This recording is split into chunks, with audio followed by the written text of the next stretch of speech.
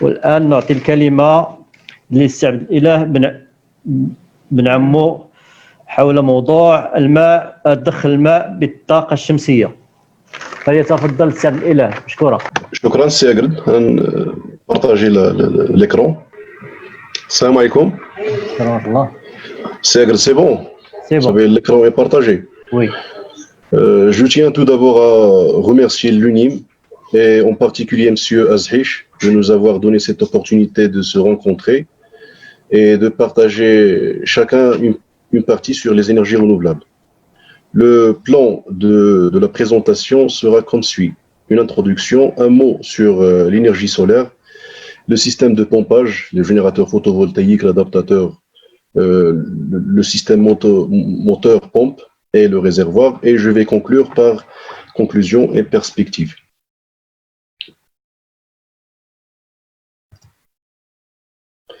Alors la présentation porte sur l'utilisation de l'énergie solaire pour le pompage d'eau. Nous rappelons qu'on peut utiliser le pompage photovoltaïque aussi bien pour l'approvisionnement en eau dans les régions éloignées que dans l'irrigation dans les régions arides et semi-arides. Alors les avantages de ce système, pas de problème d'approvisionnement en carburant comparé au moteur diesel ou butane.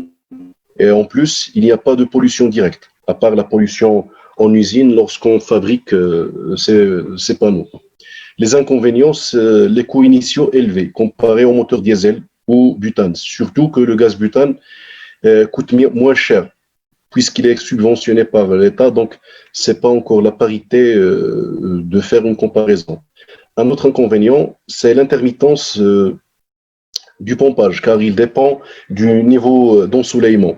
Donc, puisque le niveau d'ensoleillement est intermittent, donc le pompage solaire, lui aussi, est intermittent. Un mot sur l'énergie solaire. Alors, l'énergie solaire a pour origine la réaction de fusion thermonucléaire qui se produisent à l'intérieur du Soleil. Ces réactions confèrent au Soleil une puissance totale de 3,8 10 puissance 26 watts, entraînant chaque seconde la conversion d'une masse de 4,3 10 puissance 9 kg en énergie, à savoir la masse du Soleil étant presque 2 fois 10 puissance 30 kg. Donc, pour ceux qui désirent ou bien qui s'amusent à faire des calculs, vous allez trouver que la masse, la masse du Soleil va s'épuiser après 147 milliards de siècles. Et donc, c'est une énergie qui est inépuisable à l'échelle humaine. Alors, avec plus de 3000 heures d'ensoleillement, soit une irradiation de presque 5 kWh par mètre carré par jour, le Maroc jouit d'un gisement solaire considérable.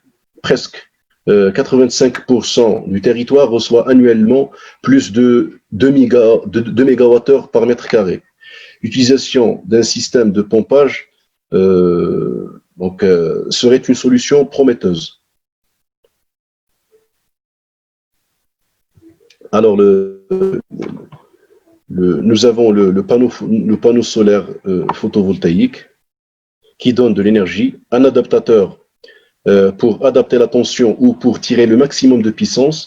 Vous avez le moteur qui entraîne la pompe pour soutirer de l'eau et un réservoir pour le stockage direct de l'eau au lieu d'utiliser des batteries.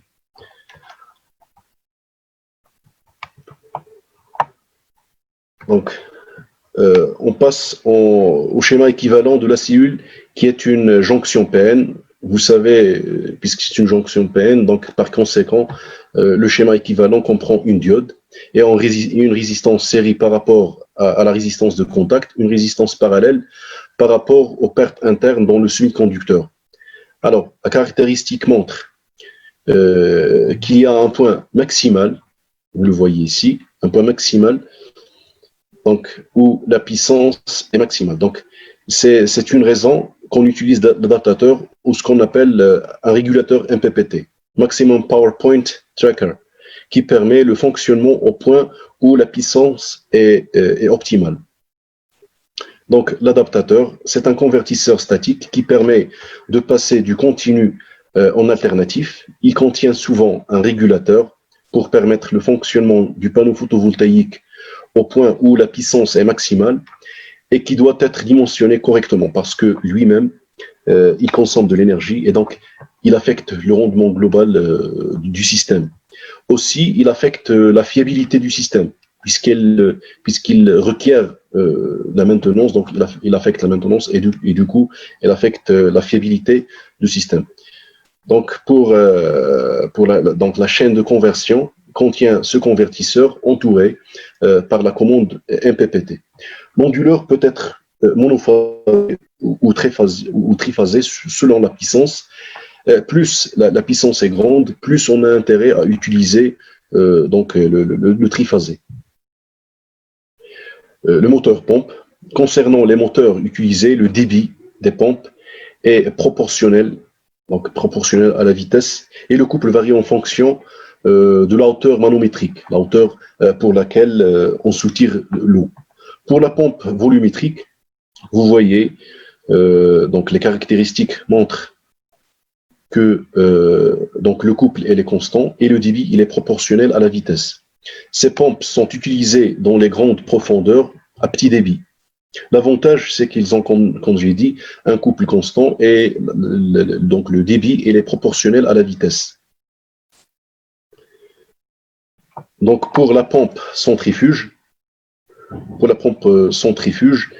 elle est généralement utilisée. Donc elle est utilisée pour les profondeurs, petites profondeurs et les moyennes profondeurs. Le couple il est proportionnel au carré de la vitesse et le débit il est proportionnel à la vitesse, mais à partir d'un certain niveau. Donc en dessous de ce niveau, on ne soutient rien du tout. Nous avons ici un tableau récapitulatif qui montre, donc, en fonction de la hauteur manométrique et le volume ou bien le débit journalier, le choix qu'on peut faire choisissant donc la pompe volumétrique ou la pompe centrifuge. Alors, si le moteur est à courant continu, donc son problème, c'est qu'il a des balais qui demandent plus d'entretien et un changement périodique des balais. Nous avons soit le moteur donc shunt ou bien le moteur série. Alors le moteur série, son avantage, c'est qu'il a un couple de démarrage très important et il y a le moteur shunt. Son avantage, c'est que son couple est stable en fonction de la vitesse. Si le moteur est à courant alternatif, il ne peut fonctionner qu'en voisinage de son point de fonctionnement nominal parce que c'est là où il est stable. Sinon, il s'arrête. Alors, un mot sur le réservoir. Le réservoir est un élément très important. La qualité de l'eau, la disponibilité de l'eau dépendent effectivement du réservoir. Il faut donc donner de l'importance à son dimensionnement. En guise de perspective et de ce qu'a présenté mes collègues, donc moi je suis convaincu aujourd'hui que l'avenir énergétique du Maroc dépend essentiellement du soleil. Sous toutes ses formes, que ce soit éolien ou solaire dans toutes ces technologies. Et donc, le législateur, il doit suivre ce développement énergétique. Bien sûr, le progrès technologique doit aussi être suivi. Les textes de loi doivent être changés. Par exemple, aujourd'hui, la loi 1309 ne permet pas l'intégration de l'énergie photovoltaïque produite donc partiellement par des particuliers dans le réseau basse tension. Et donc, la loi doit être vérifiée pour permettre cette intégration.